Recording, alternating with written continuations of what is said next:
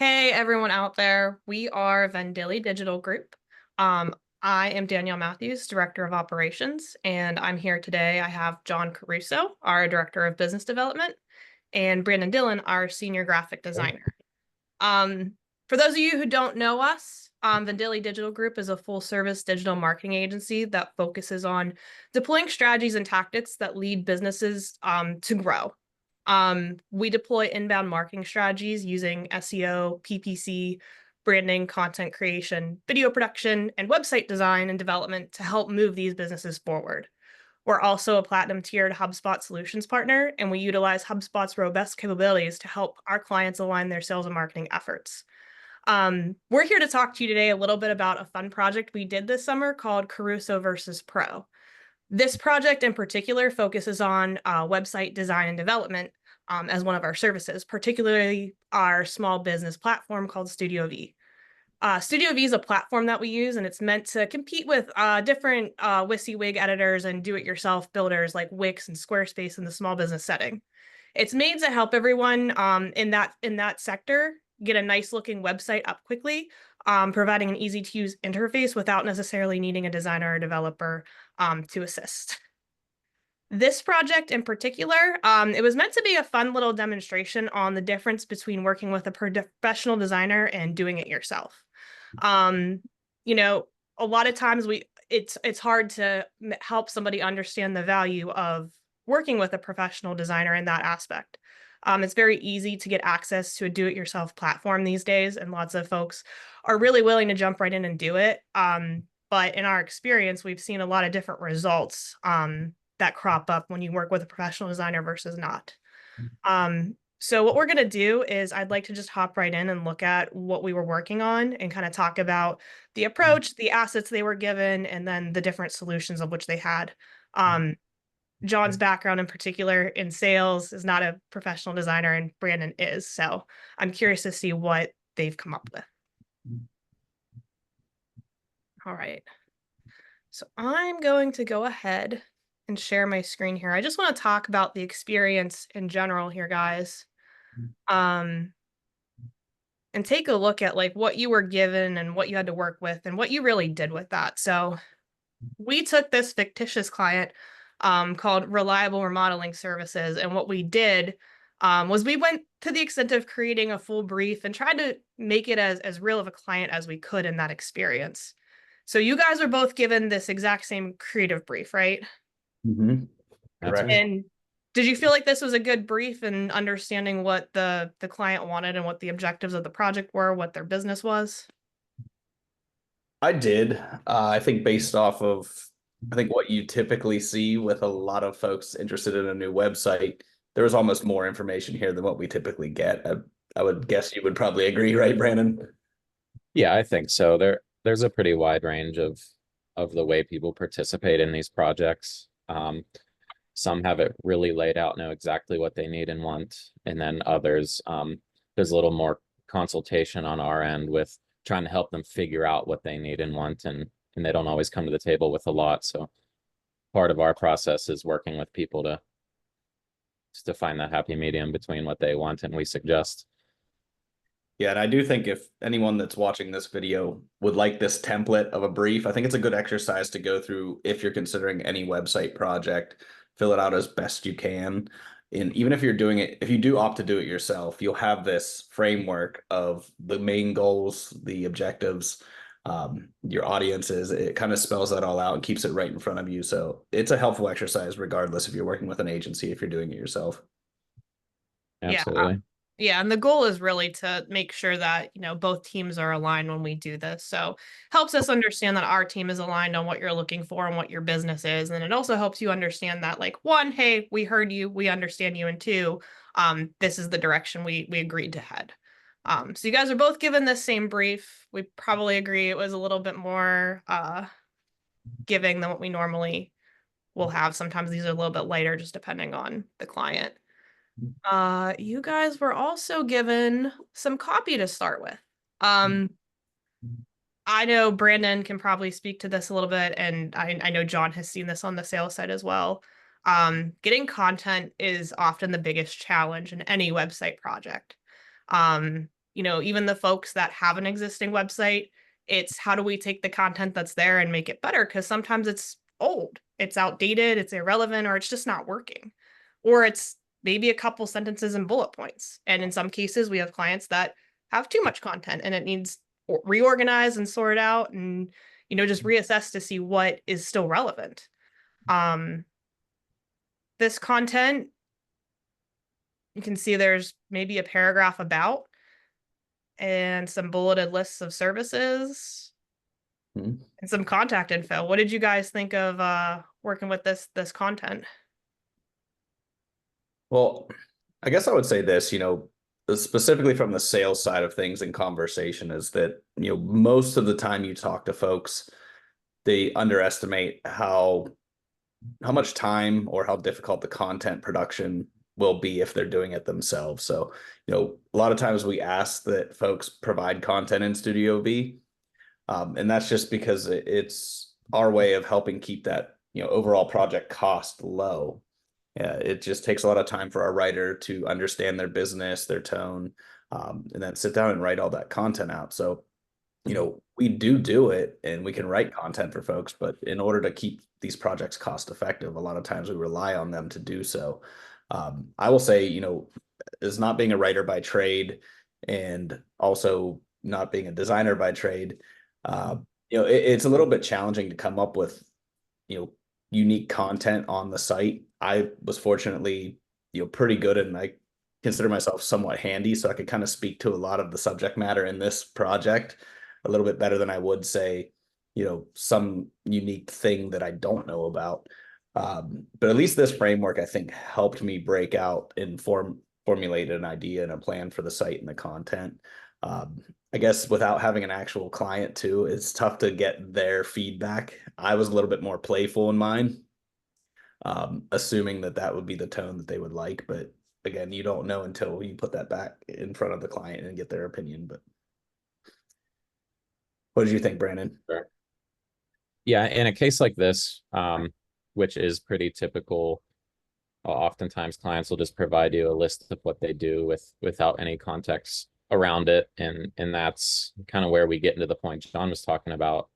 A lot of times people don't realize how much they do need to participate and write, because we don't know their business as well as they do. So getting that content for us to work with, that we can then transform into a user-friendly experience, is definitely important.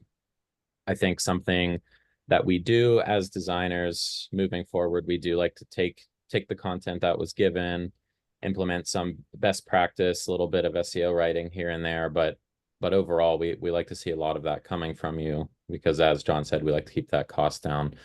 Part of the challenge here, without having that real client, kind of had to take what I had and worked with it, turning this short little bulleted list into more diverse homepage content that's a little bit more likely to draw that second click rather than someone visiting a bulleted list.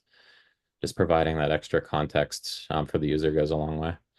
And I think both of us realize, and I try to tell people in sales conversations, the more you can provide, the better. Our designers will always trim it back. They're going to use little bits here and there, or they'll say, hey, I need one more sentence or two sentences for this little paragraph. That's the better way to approach it, but it's also more time consuming. Yeah, absolutely. And I think too, and especially my experience with as being a graphic designer, having it's a good starting point, but there's always room to expand. And in some cases, this is all you get from certain clients because they're busy or they're not writers. They don't know how to talk about like the benefits of their cabinets in a kitchen remodel versus, the other guys. So, the benefits of working with an agency, they might have a writer on staff that you could enlist to help, develop that content. But a lot of times what designers will do, there's a lot of improvisation, especially with the rise of AI, throwing that into like a chat GPT and having it generate just a couple sentences that could give a little bit more substance to that content for the website. It's so helpful. So I would definitely say by design, this was given in the let's see what you both do with it. Let's see how creatively you handle a situation where we just don't have a lot provided by the client. Because Yeah.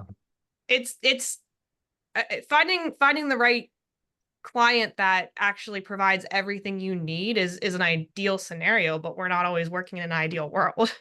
Everyone's got their nuances with what they have and don't have, and you just have to work within that framework. And I will say, one thing to remind everyone is in a platform like Studio V, even if you are a little bit light on content, it's so easy to edit the content. Like that's one of the best benefits of being someone that's not a designer. In Studio V, you can simply click it, edit the text, add a little bit more, remove a little bit without, too much hassle. So, as long as you just get the frameworks in there, you can always quickly down the road add more, change it.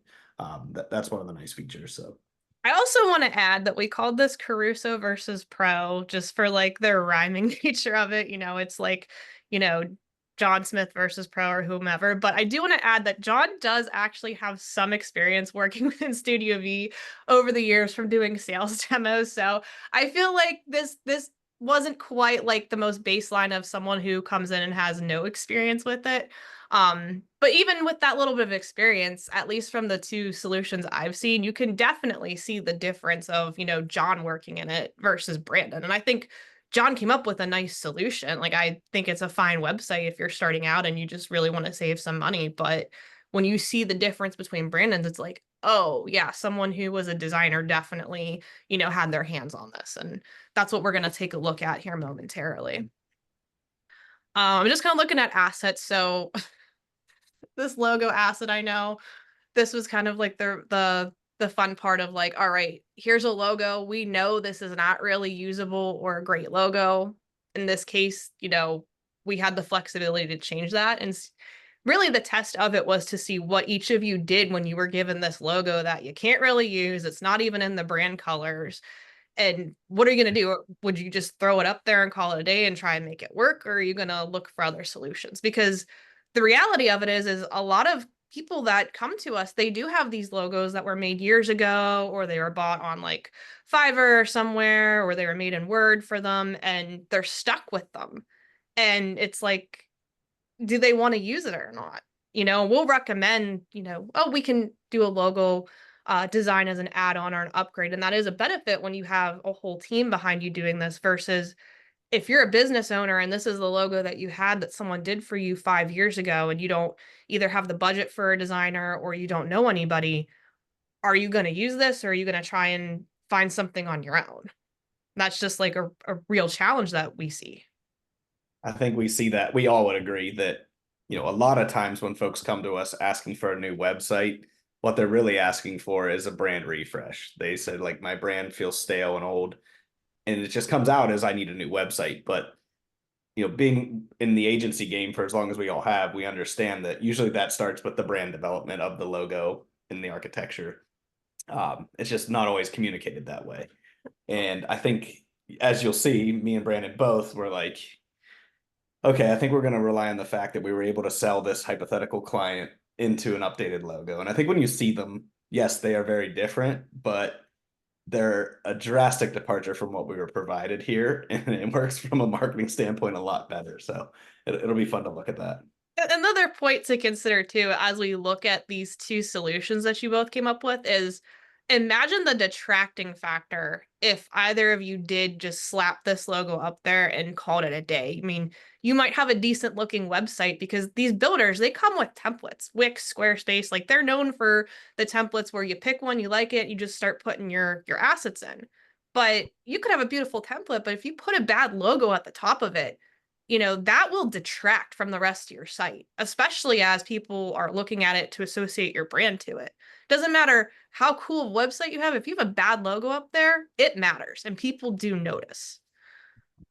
I Yeah, I agree. think there's a hidden benefit in there to working with a professional designer out of the gate, like we're offering too, is if a client has a situation where they do have a logo that they're not happy with, but they can't necessarily change it, our job is to use what we know to try to make that look as good as we can. So if this was a situation where we absolutely had to use what's on the screen right now, then we would do our best to make this stand out and shine as best as it possibly could with our given scenario. I mean, and we've seen Yeah, clients We've seen Go ahead, clients Daniel. too where they come to us and they have no logo at all too. They don't have Mhm. a logo, but they might not have the budget to create a logo. So then we have to get creative of like, how do we pick a nice looking font that might read like a logo, but isn't quite a logo that we can do realistically in the budget of this website project. Yeah, I think it'll be fun to look at our both of our strategies on coming up with logos and how we did it, and it'll be good and healthy to talk about that those options are available to folks, but still you do need to have a little bit of experience in that space or have at least someone you can ask and get their feedback on before you absolutely decide on a logo. That way you don't get a little construction worker word art person. And then one last thing before we hop in here, I just want to look at some of the assets that oh wait, I can never back out of the folder. I want to look at some of the assets that we gave you guys to work with because I just want to talk about this as a challenge. So we did provide, the client did provide images as a starting point. And there wasn't really a lot of context given of we have to use these images, they are our images, or we have to find something else. It was just this is what we have to work with. And Mhm. they're okay. They're different sizes and orientations. So as a designer, Brandon and I know like I can't put this in a hero area because we're talking a portrait image going into a landscape area. They're all right. I mean, some are like stock, cheesy stock photos. Some are a little bit better than that, more action shots. Um, but one thing I want to talk about that I know was a challenge for both of you when we were working through this was file types. Mhm. So these were by design, not all JPEGs or PNGs. I think you guys both caught on to that when we gave them to you. Uh, and I guess part of the thinking behind that was, you know, when you're grabbing images from the internet, if that's what you're doing, if you have a collection of images that you're getting from Google, or if you're using a free repository or whatnot, you don't know oftentimes what kind of file you're gonna get. So some people, if you know you're downloading something from Google to use, like say it's a logo of a company that you carry their products for. Well, this one right here, this WebP, that's gonna give you problems when you go to upload it into a builder. So what would you do if you don't have the technical knowledge of that and all you have is that WebP file? John, what did you do to get that to work for you? Yeah, so I want to say, yeah, I bumped into that pretty early on, and I just realized a lot of them were not going to be the best resolution or the best size. But I was able to just through obviously my computer kind of save them out in different file formats. I can't remember what I moved them all into, if it was PDF or what or JPEG. I think I tried to make them all JPEG. Um, I was able to do it pretty quickly, but it was just an annoying extra step. Just I was ready to start designing and plopping in, and I kept running into that problem, and I was like, well, this is taking more time, which we know when we're in a budget conversation, that extra time is money that you're paying the designer or the agency for. So, do you want them to spend time changing file formats or do you want them to spend time designing? It's just something to keep in mind there. Or Mhm. even getting the right, size files too. I mean, when I look at these file sizes, some are only a couple kilobytes compared to some that are a few megabytes. I mean, when we're talking assets, it's like a really small file we can't blow up to make fit in a big area, and websites are so visual. So having the right assets really matters when you start if you have them. And if you're doing it yourself, I think the lesson to learn or the takeaway is, you could potentially spend a lot of time searching for the right images and knowing how to use them. I don't think some folks that aren't familiar with web design every day would understand necessarily like this is going to be really hard if I'm using this image as a hero photo. So when you think about what you're trying to put in certain areas, that matters. And there's time that it will take to either figure out another solution or find another photo or find a way to make this image work in your site if that's what you're trying to do. So it's all time that goes into it. And then there's the time and the knowledge and the resources of if you do have an image in a file format that you cannot upload or use for whatever reason, how do you convert that? How do you make that work? I think sometimes too with these builders, what a lot of folks run into as well, images that are end up being too big and they go to upload them and the system rejects it and they're stuck of like, well, how do I make this image smaller? And if you don't have the right tools, that might be very difficult. You might be able to search online for something that'll shrink it down or compress it, but it might not always work. Well, and that was one of the main benefits on my end, not being a designer, is that, Studio V does come with the ability and access to some stock photography in the platform already pre-built. Um, that's a tremendous help. So that anytime I bumped into, some of those images provided personally, style wise, they're not for me. I'm not big on heavily looking stock photos. So I quickly, again, was like, I think if I showed the client version one versus version two, what photos actually work better in there. And I was taking liberties that I was relying on my sales skills to sway them. Um, that was a huge benefit to have that resource as well. And then, obviously some of these photos that I did have to use, there were some tricks and spaces that I tried to weave them in where they did work. And that was the way I approached it. I don't know about you, Brandon. Yeah, I don't think I ended up using any of these. We kind of mentioned earlier that we let this situation be a ideal world type of thing. And in an ideal world, we had a good like consultative client conversation to talk about photography and like John had mentioned, using something that's really looks stock photo. It makes a site feel really And often, soulless. Um, so having a little bit more custom photography, or having somebody like the designers on our team that understand different aspects of photography and stock images, that can kind of help you get away from that stale feel. Um, so really what I did is ended up choosing all of my own photography throughout the homepage of this website. That makes And total sense. also, you primarily used Adobe, which we have access to, correct, Brandon? yes, yeah. And another great benefit there is we do have access to millions of photos through Adobe Stock. So very often we get clients that come in and they don't have any photography. If they do, it may be low quality or such a small amount that, we can absolutely offer supplementation there and find photos online that we can license and legally use for you, if anything, temporarily. Um, and another thing, kind of stepping back a little bit to what we were talking about with file formats and sizing and everything. A lot of times, I think someone who's not in the space of understanding web design or just file formats and sizes in general, they may start to work with images that they found online or licensed that starts giving them hidden problems in their site that they don't understand where these issues are coming from. For example, if you try to upload that AVIF file, you may say, your screen may tell you that there's an error and the file type is unsupported. Um, Someone may not really know how to fix that. Or if you upload 16 images that are all 12 megabytes and somebody visits your site and says, wow, this website's really slow, someone without experience may have no clue why it's slow.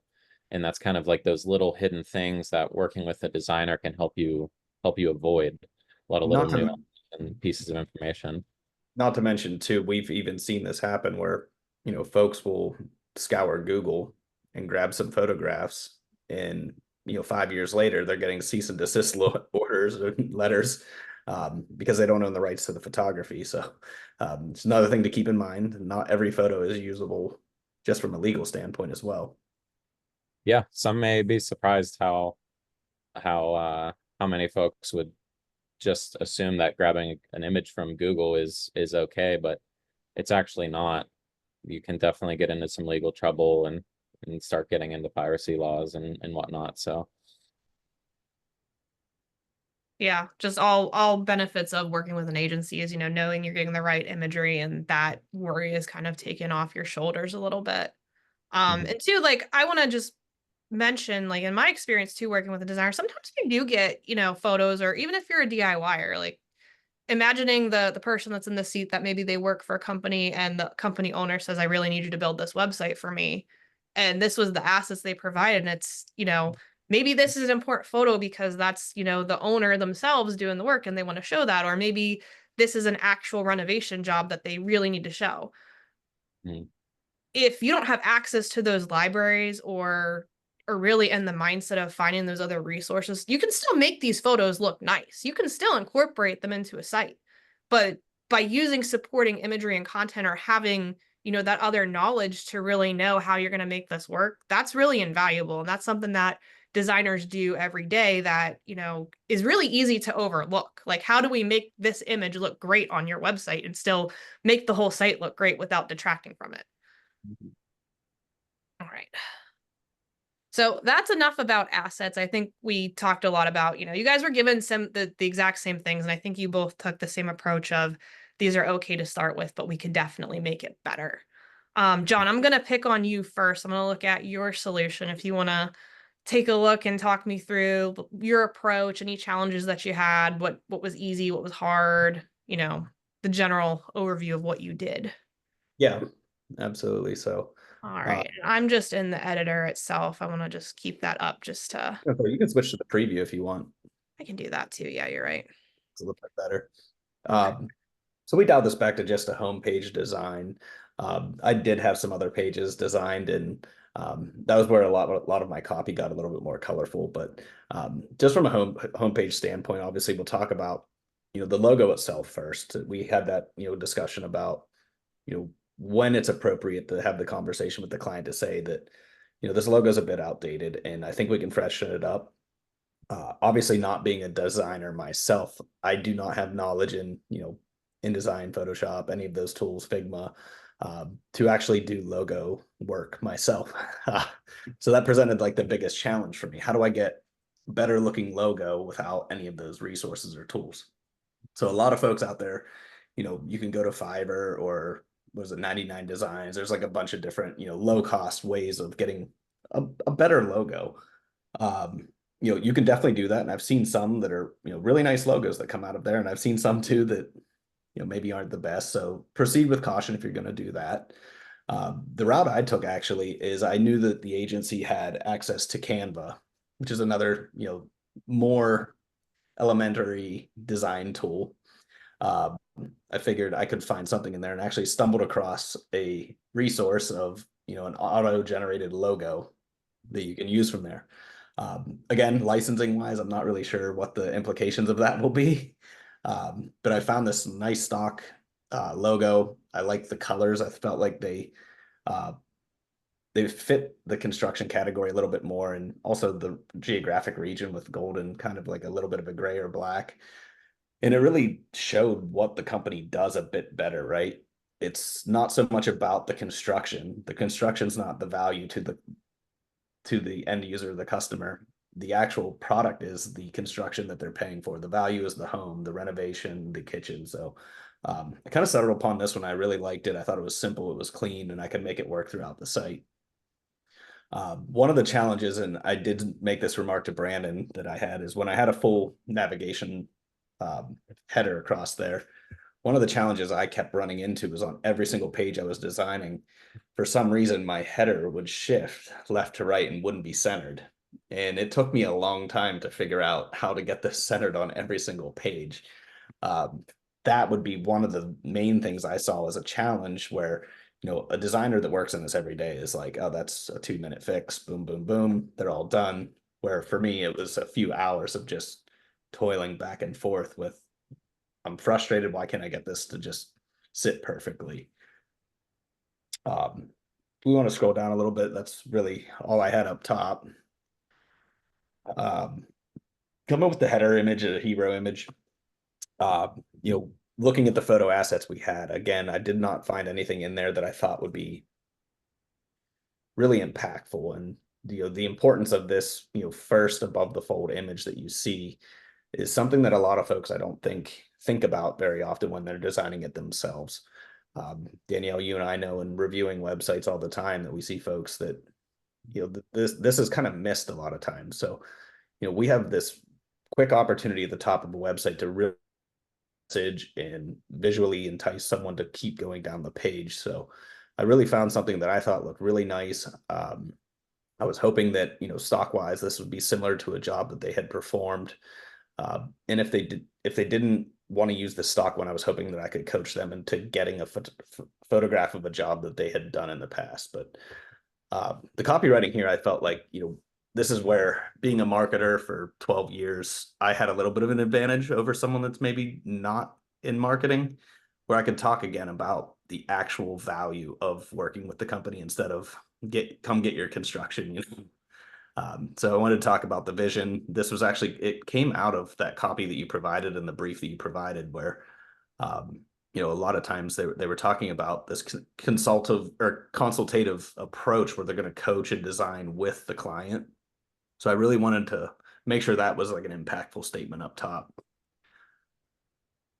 And And one then thing also too just, to note, like none of this was actually written in the copy docs. These were things that you came up with on the fly to apply based on what you know. There were no, when you work with a copywriter or someone who is used to working on writing for the web, this is obviously broken out with like this is a paragraph about us, but a content writer, the ideal copy doc would have what that headline is and then what the lead-in sentence is. So you had to go in and basically build those based on what you know about building a website that's marketable.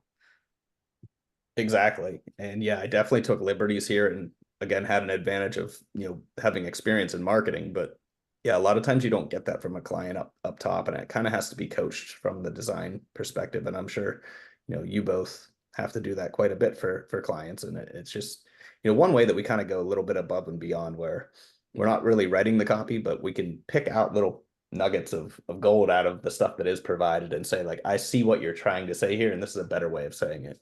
Yeah, just that little bit of improvisation, just even from like those couple sentences, like what can I use here to make a little headline and a lead in for a call to action. Just all Exactly. things that we think about in the process. It's not just some folks in the DIY space, and I don't mean this in a bad way, they would take this whole paragraph and just copy and paste it right onto here. And what we're trying to show is there's a better way to do that. Here's how we would approach this as professionals that just make it a little bit more impactful. I Mhm. think another thing to kind of talk about here too is the next logical step that I took as a DIYer. You know, Studio V and a lot of these template type platforms, they do give you the option to kind of search different options from a design template standpoint. And that's what I did. I mean, I went through a couple dozen different templates that are available to you, and Studio V makes them available to us as well. Um, and I picked one that I thought would work. The challenge, though, was that the one I picked that I used ended up, it was, I think, a plumbing company template. So it was set up for plumbing, which is kind of similar to this home service company that we have here, but there were departures. And I think, as you'll see when you look at Brandon's, the difference in customization from what I was able to do and what Brandon's able to do is a world of difference. So I had to kind of color within the lines, whereas Brandon's a little bit more, you know, in tune with how to make the platform and the template itself really work for the website you're reviewing. I'm gonna keep scrolling down here too, John. And I see like you had best practice, you need to get a contact form up there to capture leads right away. That's one of the things in the template that I liked. I was like, hey, you know, this is an estimate driven, you know, company and service. So making sure people could easily reach out and book a time for an estimate or, you know, a consultation is important. Yeah, I think there's Section, a there's a little benefit in there as well, working with an agency with a professional designer. Is John mentioned this form was in the template he started with, which is fantastic. Like we said, that's definitely a best practice for this type of industry. But not all templates are going to hook you up with those sort of best practices that may benefit you the most. So part of our process is making sure that those best practices and things like that are going to be incorporated into your site that a DIYer might not be aware of. a great point. A great point. And I see, I think you really tried to clean the brand up a little bit based on what we gave you. Obviously the colors fit within that creative brief that we gave. And then you're pulling in this classic looking serif font to really make it look high end. Mm-hmm. You've got it in a couple places here. I just want to like, I'm not gonna say anything about it. I just want to note like I want to take note of how you're using fonts versus what Brandon chose, and we'll talk about that. when we get to Yeah. the next one. But I can see you pulled value props here and put a little bit of like one-liners down below that those are that's something that if we don't have that content, that's what we're going to look to do. We're going to look to pull in what are the value props and just give that little bit of info there. Yeah, and I really tried to show some personality in those too. So like some are a little bit cheeky or funny, and I think that's a benefit to just working with a marketer in general, where they're going to think of creative ways to say something that stands out and catches someone. Now, working within the template, do I love that these are accordion style collapsibles? I know from a best practice standpoint, that's probably not the best thing to do there, but it's something that I had to do given the template. So. Yeah, I think as far as best practice, that accordion really just depends on what the content is. I did the same thing actually for some of those value props a little bit further down the page. Just keeping things that are too important behind that click is probably that main focus you want to try to avoid. Yeah, and I think too, John was able to come up with this a little bit on his own, but even from a DIY standpoint, some folks might just take this and take it into ChatGPT and say, write me a sentence or two about that. And even someone on our team might think to do that, but what you do with that then really matters. On our team, I'm sure if Brandon does that, he's going to go through and tweak it and make it sound a little bit better. He can make it sound a little bit cheeky if he wants, but it gets him 75% of the way there just to build upon that. Whereas if you're in the DIY space and you're not really sure or familiar with what works, you're probably just going to take whatever you find and slap it up there and call it a day. And that's fine if that's what you have to work with and that's, that the goal that you're trying to do, but it's that difference that really shines. Yeah, and I think it's just that again, that marketing background of being able to peel back the layers to say like, what is the impactful thing that's going to resonate with the audience instead of what I just want to say, or it's my company, this is what we do. That's all good and great, but really it's not what gets people to move. So I think we both have an advantage there just from our marketing backgrounds. And you touched too on putting a little bit of personality into how you approach like the little bit of copy that you were writing. And that's just something where even if you are leveraging AI to get you there to get this content generated, like you still have to put the personality into it. And it still takes that human touch to really make it that much different. Else it will sound like ChatGPT wrote your site. Great. I like how you included some different sections there that are emotionally relevant to users as well. You're putting in that we know these projects are hard. We know you're looking for the best of the best, or to, envision your dream, whatever that is, like that type of creating a relationship just through the screen when people read that, like, okay, these people get it. They know what I want. They Thought see me of as value, not just another customer. Yeah, and I think having that right next to the contact form was really like a strategy that I liked because you're hitting them with those things, and then it's like, hey, right next to this, just talk to us. And Now down. this section, I don't love how the colors I selected work. I think this yellow is a little loud, and I went with some pretty gray text over top of it, um, which probably in retrospect I wouldn't have done again. But I do like how easily I was able to build these service tiles out. And I think if you look at the copy in these sections is where I got a lot more playful, right? So I was hoping that if you're reading this, I knew in the Pittsburgh region, a lot of these old houses have, pink tile bathrooms or old vanities. And like, it's kind of an inside joke in Pittsburgh. So I wanted to kind of play to that. Or what are some of the other ones that we wrote in there that are fun? Or just Does like many tastes.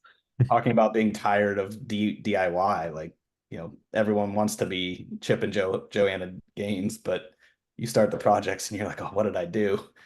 So I really tried to kind of play that like laughable personality out of the company, which was part of the brief too, that they weren't as serious. The other thing I want to point out too, as we were talking about images before and how some of those images weren't necessarily the best to use, this is one of those scenarios where I think you use those less than favorable images in a way that works. I mean, you knew what you were doing. You put them all, you found other images that, kind of fit the same bill with what you're trying to accomplish and you made it work. Mm-hmm. You know, Yeah, you I didn't tried take to. this big image and stretch it into the hero just to make it work. And sometimes you like you all know that's part of the battle with a client is that they want you to use some of the stuff they provided even though it's not the greatest, but if there's ways to interject that and mix it with other photographs, it's a way to come to kind of a happy agreement at the end that yeah, I use some of yours but I also use these ones that look better where the ones that you provided didn't look as good, and it's a nice way to kind of balance that out between both parties and make everyone happy. Yeah. I mean, clients definitely want to be heard when they have something that they feel very passionately about. And sometimes it's a challenge to educate them and show them like, hey, we can do this and we can make it better, but here's a better way of which we can use it. So that I think this is a really good example of, when life gives you lemons, you make lemonade sometimes, and that's just what we do with some of these things. We just make the Mhm. best of what we have. Sometimes they're usable and salvageable in this case in a way that works, and sometimes they're just not. If this was a low quality photo and you were trying to put it in this really big area, I'd have to go back to the client and say, I'm sorry, this photo is too low quality for me to use. If I put it on your site, it will be pixelated. If that's how you want that to look, that's fine. I'm okay with that, but it will not look very good. Mm-hmm. And yeah, it's Yeah, a I tough. think it's worth mentioning. A couple times we've said um uh that we will do something one certain way because it's better, and it's worth adding. We'll always tell you that something may be better, but also why. We're not here to just tell you you're wrong. We want to tell you all these things, explain the benefits and the potential reasons, whether it's for user experience, SEO, whatever psychological reason behind marketing that we have to make a suggestion that differs than what you're bringing us. We're trying to do that with your best interest in mind. Yeah, absolutely. Coming down, you got this nice testimonials area. Yeah, so this is like, again another section where I know as a marketer and someone that's worked in this space how important, authority and some sort of, client feedback and testimonial is important at this stage of the homepage. Do I love the exact way I did it? No. um, but given again to your point earlier about using those, landscape style photos, what was given to me, I didn't have a whole lot of options there. So this was one that I found that I thought was kind of unique and stood out, and I was able to kind of put that grayscale over it to make the words stand out a little bit more and get a slider in there. I thought it ended up working fairly nicely. It's another challenge. A lot of DIYers, you'll see their website and they have this white text over an image where there's a lot going on in the background and you can't read it. Not having access to the right photography and limited design skills make it tough to do that, but I tried my best to keep that text over that gray part of the image there. Well, and another thing I want to touch on that you mentioned, you were kind of talking about how you knew what sections or modules to include on a homepage to make it effective. And I think that's another value that's really important when you're considering working with someone on a website, because we kind of can guide that. Like, what are some common things you should have on a website that would speak to your customers and sell them, that would lead them to other areas of content on your site? I know, when people approach me on a website design, like, I already know a couple key modules or sections that I'm going to build in that site just because I know based on best practice, that's what should be included. I think when we see some folks that take it on themselves, they don't know how to think like that. And that's just from, different experiences. I've definitely seen websites where I can tell you if you give someone this copy doc, they're going to cut and paste it, and this is going to all go on the homepage, and it's going to go on just like that. And the difference that that's going to make between something like what John did, where he broke out these sections and he called out different areas of content that, really spoke to customers in a way that mattered. There's a difference in that. If this was just kind of cut and pasted on here and this was all white and all this text was on there, no one would read it. No one would read it. They Also, would, yeah. hats off to me. I really love my headline for that section as well. Project we've nailed. Again, that was me Oh trying yeah, to do some fun. yeah, So that's a good one. But breaking content up even is something that John and I see all the time with folks when we're reviewing websites of, they've just got, they might have boatloads of content or just bulleted lists and they're all on a white background scrolling infinitely down the page. And if they're asking us the question, I don't know if people know what I do. I don't know if they're reading it. And the answer is they're not, because it's not easy to scan. When I go down a design like this, I have these sections all broken out and I can focus. I'm focusing right now on the value props and then getting started on this project. When I scroll down, I'm focusing on what these services are. It makes it nice and easy for me. And if I'm not interested in services and I just want to go testimonials, I can find that really easily. I don't have to work too hard. So that's just one of the benefits of having someone who can take that content and context of your business and break it up in a way that people are going to understand and make it easy for them, I think is really impactful. So I see you got a little blog feed in here. Yeah, so obviously this is a 3 tile section, and I only had one blog post generated to start. So there would be, 2 more of those sitting there. But it's another part of working with a pro that I think it was missed by a lot of DIYers is, number one, the suggestion to include a blog, and why to include it, like the reasons why you should include a blog. As a marketer and digital marketer, the importance of organic content and how that, benefits your website from an SEO perspective over time.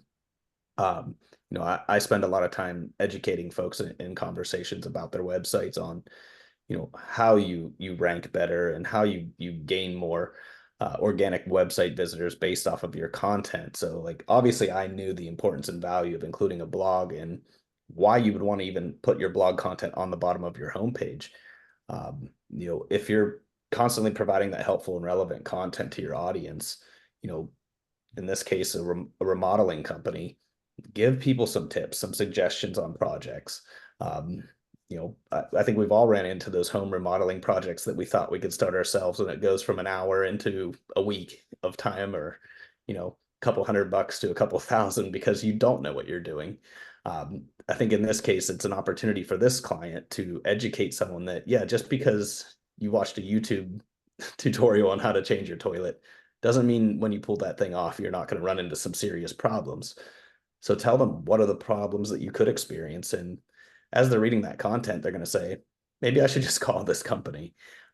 It's a great place to kind of include that type of content. I mean, we've had it happen with our own blog content where someone stumbles on a blog article and they call us and they're like, hey, I really need your help. I just read about how you can help me. And I think, too, the other thing with your experience in marketing is you knew to include a blog feed. And a lot of times when we give this advice to folks, they'll take it and they'll run with it. But I've also seen websites where they slap that right at the top. And it's like, oh, I don't know that that's the right place to put that either. Like, it's important to include it, but where you include it is just as important. Somebody that's just landing on your website for the first time, being hit with, a feed of all of these articles, they might think like, oh man, they missed the mark. I'm gonna go. I'm not looking for a content hub. I wanna find services. I want to know who this company is and what they do first. So Well, and I that just like comes, that you knew where to put it on the page to make it effective. yeah, and that comes from understanding how the internet works, right? Where most people are going to find the blog in an organic search, unrelated or semi-related to what they're doing or you're doing. And that blog will take them to your website, and then they're going to read the blog and say that was helpful. Oh, they offer this service. Oh, I should probably get in touch with them. Just understanding that kind of user journey and, planning for it, I think helps a lot as well. Yeah, that's nice Um, little out. Yeah, again, I don't love exactly how I was able to do this, but I was happy that I was able to do it. I think a lot of folks sometimes forget telling people, this is who we work with, this is what we do and how we would do it, and who we do it for, right? So I really wanted to show this map because I knew that there was a geographical element to their service area. Not being a designer, I'm like, shoot, how do I show this visually, right? I could have just left bullet point text of like, here are the counties that we work in, the 5 or so counties. But I was actually able to find a nice little tool on using the old Google machine where I could actually customize a map and the colors that I wanted in the map. And I also was pretty easily able to find out in Studio V what the exact colors were that I was using brand wise. It'll actually tell you the color code or the suggested color. And then I was able to use that right in this map widget and plug those in, get the exact colors that would match my brand and generate this image. I did then have to use, I believe, Canva to kind of put that, cut crop border on it to make it look a little bit better. But I was just happy to kind of include that. And I know it doesn't look amazing, but I feel like for a DIYer, it gets the point of cross and it's on brand at least. And then coming down, I want to talk about your footer a little bit. So you knew it was important to have a footer and you kind of knew what content goes in a footer. Um, Yeah, the black section, the reliable and ready, were just a phone call away. That was actually pre-built in the template, and I liked it. I'm like, it comes with these nice icons. The icons actually, let's talk about that too, because in Studio V, in some of these templates, it comes pre-built with icons. You can actually click them, and Studio V will give you a library of different pre ones that you can then relate to whatever your subject matter is that you're talking about pretty easily. So I thought that was a really cool feature. That section looks really sharp in my opinion, and I didn't do a whole lot to it. Nice. Yeah. And I see now we have an introduction of a sans serif font, which again, I'm not going to comment too much on, but I just want to point out we kind of go from this serif looking font. Now we're bringing in a new font. I think this is the only place where I see this. It's probably just by nature of the template too. And then kind of going down into this footer, I think you have a lot of really good content that you know in your experience should be in a footer or what we'd expect to see in a footer. I just want to look at this right here. That Canva logo didn't really wasn't really forgiving, was it? Well, no, so that's a challenge, right? If you're DIYing, that was the only version of the logo I could get. I didn't have a reversed out, version of that logo. Whereas, a designer's like I can easily reverse that out and use it on a black, background. So I was kind of forced, you know, by that limitation. Yeah. That's something that we'll touch base on in a little bit here. But I mean, I think overall, John, for not being a designer, you did a pretty good job with this. Yep. Um, Obviously having that Studio V experience and knowing what you know went a long way, even in your position, not being a designer. So, kudos to you. Yep. I will say the biggest difference that I probably noticed was that I spent a lot of time, and a lot of that time is spent learning how to do it, not so much doing it. I think one of the main value props that I always mention in a conversation with someone who's considering, small business website is that, I would be remiss without sharing that if you're going to go and do it yourself, right, it's going to cost you time, and time is money, especially if you're a small business owner. Your job is to be, selling and transacting and helping your customers and running your business. Spending your time designing a website is going to probably frustrate you more than it should. You're probably not going to get it up in the same amount of time that you wish you could have. And I always tell people, you could do it yourself, right? And save, a couple $1,000s, but spending a couple $1,000s to have it done and done right. And then we actually teach you how to use the platform and just make the edits. It's kind of like a light bulb moment. And a lot of people, when I mention that, they're like, yeah, that makes a lot of sense. Why would I not use a professional designer to get me started for, a pretty, reasonable budget? And then you can just take your website and run with it. But we're going to teach you how to run with it. That's the main value prop that I noticed with Studio V, and I get excited to sell them when I have that opportunity, because I think it is a great way to get an awesome looking website at a fraction of the cost, and you're just off and running doing the things that make you money and grow your business versus spending time learning how to manage a platform and teaching yourself design techniques. Yeah, I think that's a great point to bring up is like the time invested wasn't time that you spent really finessing this or getting it to be exactly what you wanted to or hope for more. It was the time to learn just how to get it to do the thing. It's I it's mean, frustrating when you don't know. And like I felt that. I'm like, man, I just want to get this done, and I'm frustrated that I and don't know you've how. worked in Studio V before. Like, I just want to point that out. You've worked in it a little bit before. You go in every day and you do demos for people that are looking at it. So, I mean, you have that little bit of knowledge and still being frustrated and knowing how to like work it. And I think too, another point to consider is a lot of folks when we're looking and talking about Studio Vs and they're looking into, working with us in this capacity, when they want control over their website, you're right. They do want to make the edits. Like their frustrations in their day-to-day businesses, I just want a website that I can edit it. They don't really want or need to learn how to design it, So, and that's a lot of people who do it themselves. And it's also another key point is they just want a website that they can edit. They want it to go up quickly. They want it to go up at a certain budget that's not going to break the bank, but they need to be able to edit it. That is the bigger issue versus like having to be able to design it. It's just like a car, right? I can change my own oil. I can, change a flat tire, but you don't want me adjusting the valves or messing with the engine. I can do a lot, but there's a certain extent where it's better if a professional does it. And I think that's the best kind of, comparison that I always think of when I think of Studio V.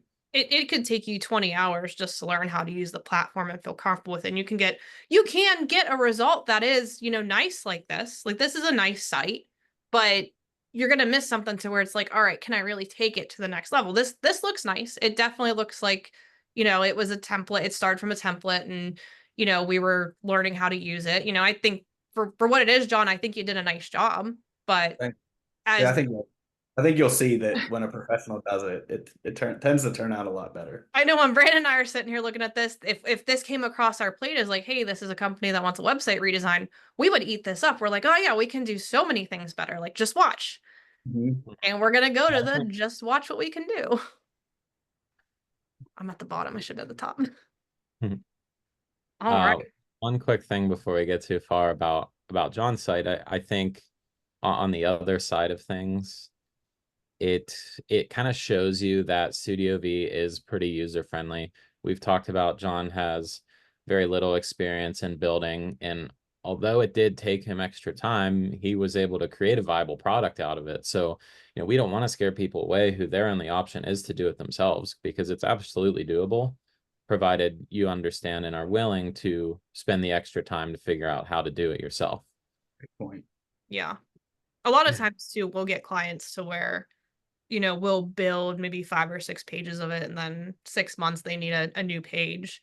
And when we train folks to do it, we train them in a way that they'll be able to duplicate that content and take it and run with it, or hope by that point they're more comfortable, dragging and dropping the different widgets in, and they can do that. It's user friendly, um, in that sense. And I always mention that too, Danielle. Like the ability to have a good foundation and then clone it and duplicate a page and start is so important in Studio V. But again, having that good foundation from a pro, I think makes all the difference. well, and the training too. We That, train everybody on how to use it. So that little bit of training, and then you start duplicating things, you get in here, start changing things, you start to get a little bit more confident. But what you do with the design and how you lay out the content, that could go any which way. I mean, I've seen folks where, you can tell they did their own page on a Studio V site 6 months later, or some folks catch on to it really quickly and they start mimicking what we've done in their own way. So it's a nice way of like, you could pay a couple thousand and have someone do all this legwork for you, give you the solid framework to take it and run with it down the road if you want to. Or you could invest your own time that could equate to the same thousand you're going to pay someone to do this entire process for you. And you might get only half the result. yeah, that opportunity cost is something that I don't think a lot of people realize. Yeah. Even when you look at like a Wix or a Squarespace, I mean, there's still going to be the learning curve. And I think in my experience, the learning curve for like Wix or Squarespace is probably a little bit higher in some instances than Studio V. Like Studio V is just so intuitive and user friendly. All right, Brandon, the true unveiling. All right. Ta-da. Let's talk about this. Yeah, for sure. So starting off kind of through the same order of operations as we took a look at with John's site. Um, we could start with the logo.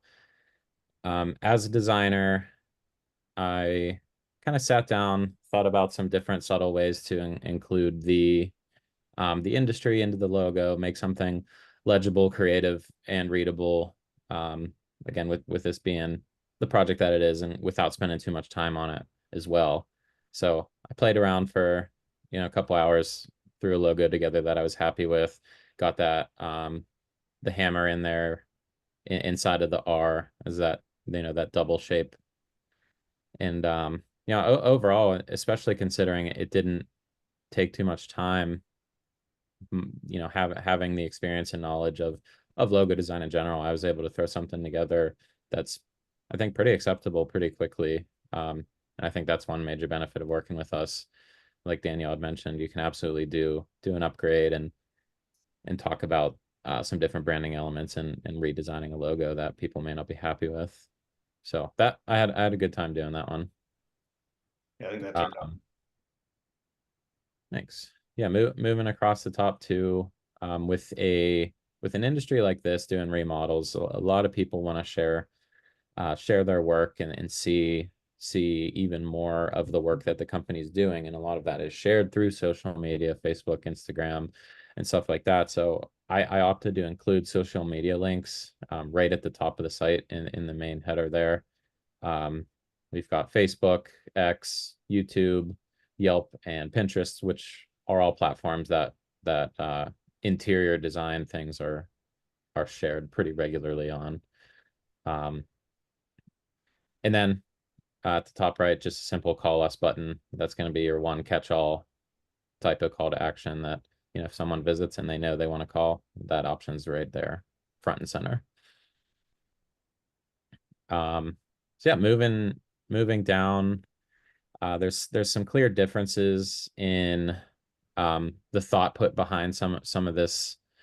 One being the time I was able to save by having more experience in design and building in Studio V. I was able to basically spend the same amount of time that John did, but take everything a little bit further with animations and slideshows and things like that you can see here in the background.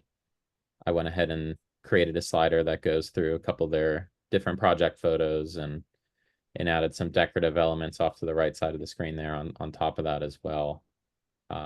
Which stuff like that is a little bit more advanced capabilities within Studio V that you're going to get out of working with us. Yeah, just seeing incorporated a live chat, that was something I did not even know how to do. So Yeah, just getting Yes. that button pin there. Mm-hmm. is Yeah. that just What's that? so is that just a button or is that an actual live chat? It's just a button. Yeah, I wouldn't even know how to do that. Yeah, sometimes having that floating schedule and estimate button, whether it's a chat or an email box or whatever that it may be, it's another quick and easy way to keep a call to action right on the user screen. Yeah, we kept the form at the top, just like John. We had the same thought process there with capturing those leads as soon as possible. And then moving in, we have a little bit more about the company and a transitional call to action that would link off to the about page. That way people can see if they're interested in information like that. Something that was present in the copy that was provided, but not really given any priority, was who Reliable Remodeling Services actually serves. So I wanted to include a little bit about that, especially with a company that offers residential and commercial services. It's really important to make sure it's clear that that's what they offer. You don't want to alienate anybody visiting your site thinking that they may not fit your target audience. So if you lay out that target audience very clearly, you can kind of pre-vet those users. So in this section, we mentioned we work with homeowners, business owners, real estate companies, and landlords. Anything related to that, we've got you covered. And then I also mentioned that greater Pittsburgh area, just like John did with his map graphic, just to further drive that overall service location. I mean, just looking at your section there where you added a little texture into the graphic, like that's another thing to mention. Like I can't just go and do that. That's something that has to know design skills. And it brings such a nice element to the site that is subtle. You almost don't even notice it, but I notice it because I'm like, I can't even do that. How'd you get that in there? Yeah, it's little things like that can definitely bring the personality of a website to the next level, make it feel a lot more unique um, and honestly welcoming. If you get a super plain site, it kind of feels templatey, feels cold or uninviting, and the better your site looks, the better someone's initial opinion of your company will be. Even the visual identity of everything and in the time that can be seen that was spent can go a long way in that initial impression. It conveys so much more trust. whether people realize that or not, it does. Yeah, it sounds silly, but I'm sure a lot of us can agree that we visited a site at least once in our life that was like, ooh, I don't know if I trust these people. Like their site is super old or really hard to use or ugly, and you bounce. Well, Any yeah, little it's bit of dissonance that you create with a user, just it makes them question the trust. And I say this all the time, like it goes back to your brand and what do you want people to think of you. And if you have a site where you're using 10 different fonts and your colors are all over the place, they're gonna be like, they might think, and I've thought this going to websites that I've seen like this where I'm like, I don't even know that they know what they're doing at this point. and that's back to the value prop, right? Where for a little bit of extra money, you get a lot of those customizable things and elements, and like just looking at Brandon's design, his conveys a solid brand a lot better than mine does. It's so much more consistent. The use of color, the texture, like all of those things combine into this professional feel that is almost, it's unexplainable. It's just something you feel. I feel it even just looking at it. I'm gonna jump back over to yours, John. Even the font usage, and this goes back to like branding and whatnot, I think that goes a long way. Like, this is a nice font. Do I think it fits a remodeling company? Not necessarily. Do I think it fits the website? I think it's a little bit harder to read in some places where you've used it. I think it's nice in conveying like that something's high end, but this also conveys high end, but in a different space. So I Mhm. think that like those decisions and those choices matter. To me, I feel a little bit more calm visiting a page that looks like this because I'm like everything feels cohesive and consistent. It's very thought out. Whereas here it's like we have the fonts, but in some places it's harder for me to read. In some places I don't know that it fits like the vibe or what the brand or the company is going for. And those are things that people do subconsciously notice. Mhm. I agree. And then Brandon, even this photo, I I'm not gonna say you don't have to tell me whether you did this intentionally or not, but they're wearing orange. And that's something too, when you work with a professional designer, they're gonna look for things like that. So if he's looking at a photo like this or a photo of somebody who's in like electric blue, he's probably going to opt for what fits the site or the feel better. And in some cases, we do this with some of our clients where they'll give us an image and we want to make it feel more branded. So we have the opportunity to use tools like Photoshop to where we could always change the shirt color to make it fit a little bit better. Because could you imagine if this was like a really bright blue and this guy's wearing it? Where's your eye going to go?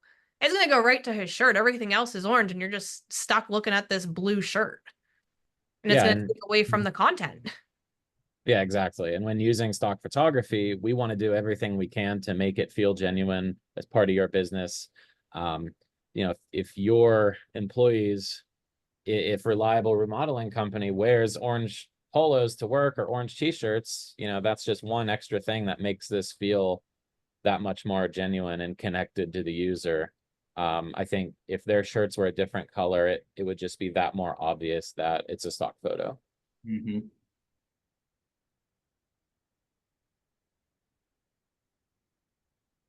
Yeah, I think the biggest noticeable thing in this section here is just the way Brandon's able to more cleanly, separate those services and really bring attention to the photos more than I was able to.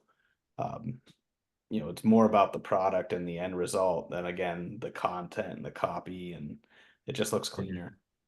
Yeah, this was one section I opted to go photography heavy in a business where the end result is what people were buying.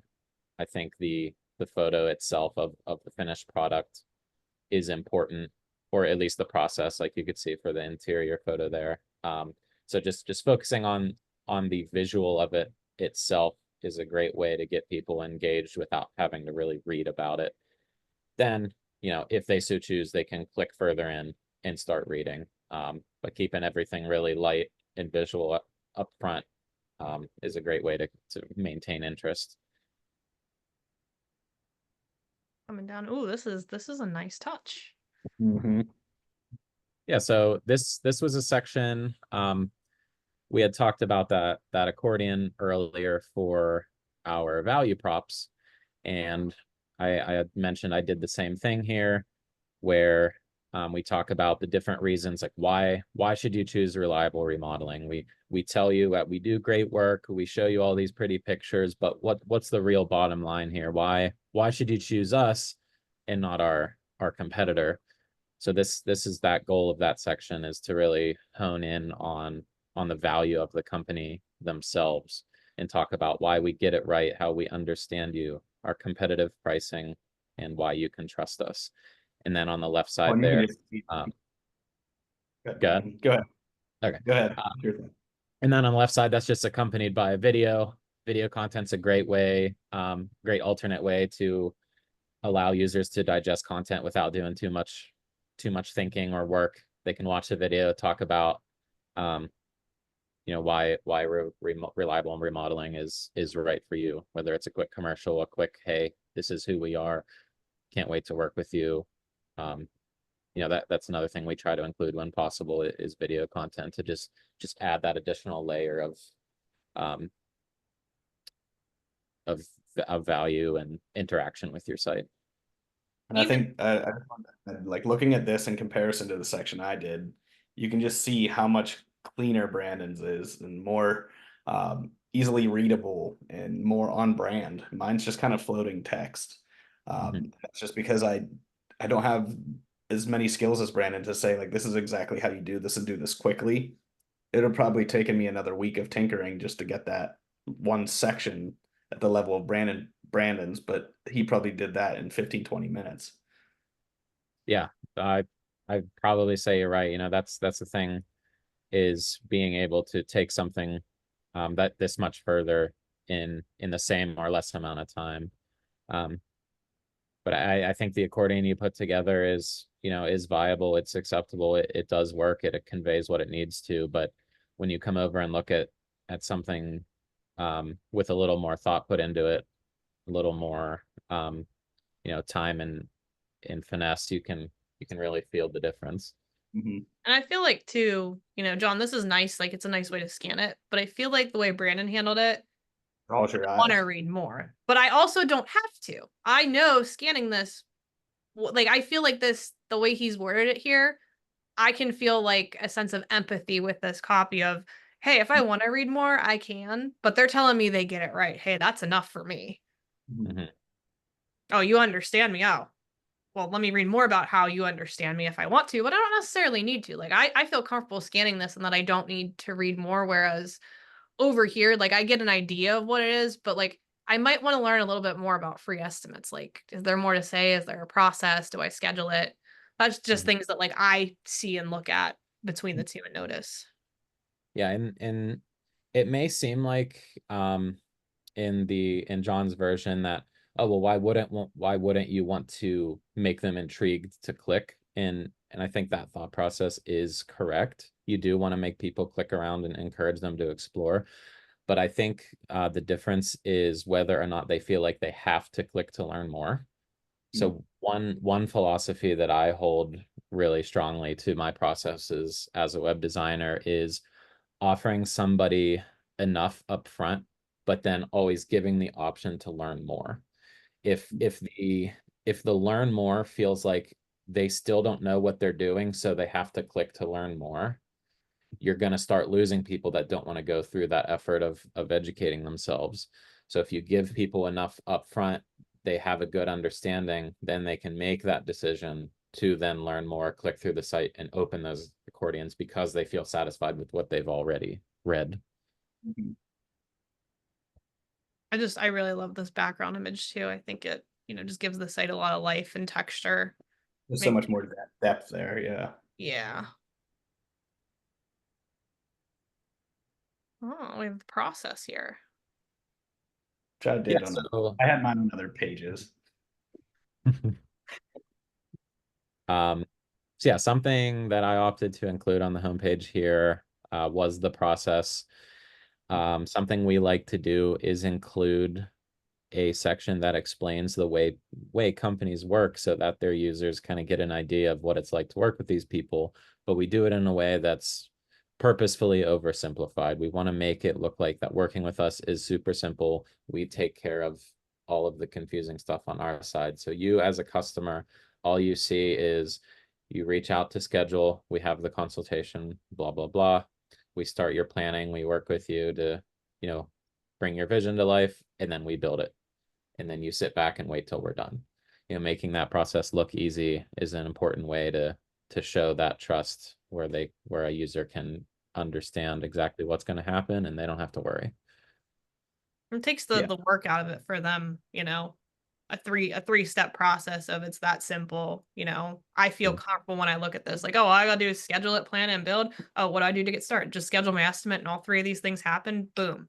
I'm We sold. Yeah, and we know through inbound marketing, that methodology that when people read and digest the marketing materials of what the process is going to be like, what steps are going to happen, and then they talk to a salesperson and they echo those same steps and they start to take them through those same steps, and then service comes in and they're executing on those same steps. At the end, what you have is happy clients, and they're willing to share, that experience of like, look how easy it was. These are the yeah, steps they told me, and these are the steps that happened, and I'm happy. yeah. That's really the repeat business pickup.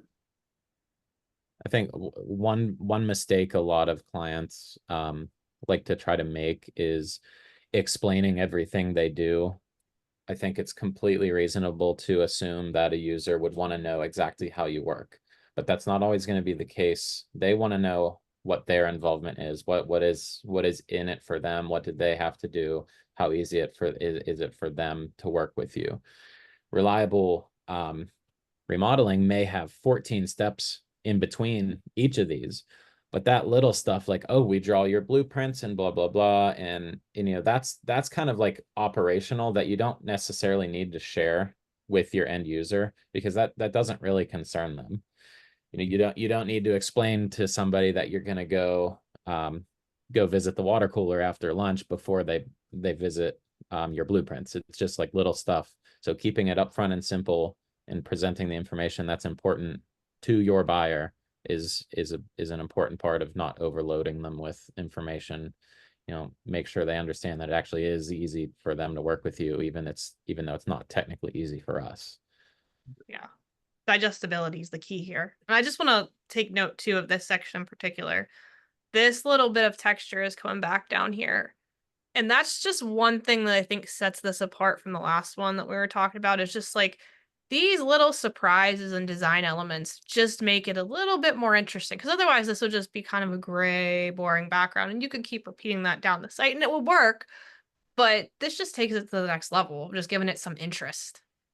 Yeah, and this staggered boxes too, just trying to find little ways to make what is otherwise potentially boring information actually enjoyable to see and read. Mm-hmm. We got some So trust marks. yeah, for our next two sections, these kind of work in tandem as the trust section, further solidifying why you should work with Reliable. And this is just showing whatever certifications and badges and anything that Reliable may have to just prove that we know what we're doing, we do it safely, we're reliable, we can get the job done correctly. And then similar to what John did, connected to these certifications, I put together a testimonials or reviews section. In this specific case, this is a decision I would make based on how many testimonials were available, how we wanted to handle the button. But I opted to just show 2 static reviews with an option to link off to Google or another testimonial page instead of doing the slider. And that's something just from experience, the difference, you know what I mean? John was working within a template with what was available to him and, was forcing the content to work within those means. Whereas you had you used your knowledge to find a different way to present that content in a way that's still effective. Yeah, exactly. Working with what we have is definitely a key part of the benefit of working with an agency, working with a professional designer, like being able to take what you're offering and transform it into the best possible result. I think another small thing worth mentioning is I oriented and cropped this photo in the background of these hexagons. This is a hardwood floor meeting up with a tile. I specifically aligned everything this way just for that little bit of extra movement. I wanted to make sure the take it from them section was lined up with the clean tile or the clean hardwood, and then having that movement of the tile go from the bottom left to the top right helps continue that angled line type of feel that we've been carrying throughout the site, that forward motion type of thing. And it's not something I don't think most people would really notice, but it's something that you would subconsciously feel in like a branding consistency and an emotion type of way. I mean, like we were talking about earlier with background images, I mean, it's always difficult when you're working with a background image and choosing the right one, making sure it's cropped the right way. And you were just explaining like you knew what to do to make it work for you or what you wanted to accomplish out of that. I think a lot of times, like John mentioned, we'll see people where they put a background image in and they put all this text over it. And just the nature of the image, there's no copy space or, they don't have an overlay on it. So just knowing those little things of what to do and how goes a long way. Yeah, there's a lot of little things throughout our work um, that are very purposeful that really just go unnoticed, but it just makes that much of a difference in the grand scheme of things as a collective.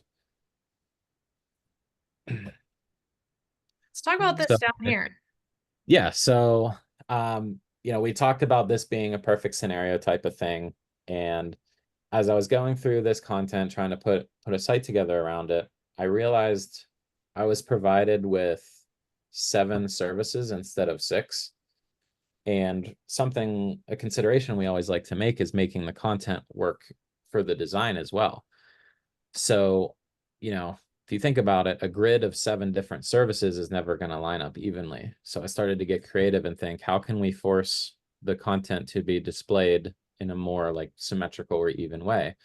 And it kind of hit me like we offer Reliable, we're offering green building practices, whether that's low emission glass or recycled materials. I thought that's probably a good thing to call out separately from the service and offer that throughout all of the services. So I, theoretically discussed with the client the potential of adding a separate service or product line called Green to their offerings. And basically what that did was not only give them a way to brand and sell a service as a product, but also kind of help me out with the layout and give me a nice clean grid of 6 services. So the idea of Green was you can go green with the renovation, and they offer tax incentive, special financing, like different benefits to upgrading to that Green package. So if somebody's getting new windows installed, our salespeople can say like, or show them a packet, like here's our Green options. If you want to upgrade, we can do that low emission glass for better heating and cooling efficiency, the recycled, whatever. We can get that upsell, but also offer a benefit to the client, as they're kind of purchasing Green in an easier way than just saying, yeah, we offer green options, check it out. So it was just one like kind of like salesy marketing creative way for me to break out Green and give it a little bit more prominence and importance and value. There's that little bit of value that, we don't really talk too much about sometimes is these are the kind of insights that working with an agency or a designer with that marketing background will be able to give you as you work on it. It's things that, business owners may not think of on the day to day. They might not think of other ways to present that content or to call it out or to make it even more marketable than what it is. And I think that's a really great thing that you touched on of pulling that out and giving it its own real estate here and using it as another way to sell people on it. Like, is green an actual service or is green a value add to all of the services? And I Yeah, think that's pretty, that's why I picked the green stuff as specifically, the one I wanted to break out and try to productize, is because this is something that can apply to all of their other services. So I saw it as more as a program that they offer rather than just one of their other services. makes total sense. Um, so yeah, I threw together some cool branding for it, quick little logo that they can sell this as a separate product on top of their renovations. Let's hop onto the footer. I know, We're we're at spending time. serious time here, so we should probably wrap things up a little bit. Yeah, for sure. looking at the viewport right now, I can see that that Pinterest button is kind of squished a little bit. That's actually a really good example of working with us. Part of our process is a quality control, QA, QC types of reviews for your site throughout the process. Once the design is done, we take a look and we look for this kind of stuff. And we may have somebody review the site and come back to the designer, whether that's myself or someone else, and say, hey, your Pinterest button is squished and floating down to the next row. Okay, yeah, let's get taken care of before we launch the site. That's like, one little extra layer of the perfection we try to give to our clients is being careful and proud of our work and do everything we can to not deliver something that doesn't look quite right. But yeah, as far as the footer, I kept this one pretty simple. We included the logo. The contact information is definitely pertinent. Obviously, the social media buttons again, and then we also hypothetically talk with the client to get them to do an email newsletter, whether that's through MailChimp or HubSpot or any other email marketing service where we can gather contacts and send people coupons or promotions, general information about the company, questions, concerns, anything like that. It's a monthly newsletter, tips, tricks, and so forth. So that's just another way to engage, have customers engage with your content and you as a company to further build that trust and ultimately close that deal. And just real quick here, the logo difference from John's, he had that white box behind his because he got a JPEG export and that was all he could do. And, you were able to go and not only produce one that's a PNG with no white background behind it, but you were able to actually produce a logo that worked in that space that you could reverse out to. Yeah, there's definitely a hidden issue with AI logo generators or other forms of logo services online that I've run into in my personal experience, that people get this logo, they really like it, and they say, hey, can you get this printed on a t-shirt? And I say, well, you don't actually have the right file format to do that. We're going to have to do some extra work here. And the typical response is, are you kidding me? How does that work? I don't understand. And it's because a lot of these places, you may be able to get a logo for $50, but you're limited in what you can do with it. And this is one small example of that, being able to reverse that out, a white version of the logo compared to the dark gray version at the top. All right. Well, I think you both did a nice job given what you had to work with. And I think you both took very different approaches with it. And, but you can definitely see the differences. Well, I think our hypothesis was proven too. It's just, someone that is a designer can provide so much more of a level of design and cohesiveness within a website just because they do it every day and they're used to it, right? I can't mention enough just the amount of time that I had to spend in learning and finding where the buttons were and how they worked and what they did, and half the stuff I was messing up while I was trying to solve the problem. So you're creating more problems as you're solving one. It's frustrating. So obviously Wix, Squarespace, all those big builders out there, yeah, you can go and do them, but the hidden cost inside of all of that really is your time and your sanity. And we have a great platform that, just spending the little bit of extra budget to work with a designer who knows, best practices from a design standpoint, a website standpoint, and then they know the platform they're working in. It's a no-brainer. It's a no-brainer business decision. Obviously, as Brandon and Danielle said, though, not everyone, has the budget to do that. So by all means, if you're going to build one in yourself, I wish you the best, and I hope, all of our other content can help you along that journey as far as education wise or educational information wise goes. But yeah, Studio V with a designer, I know what I would decide. Awesome. Well, thank you both.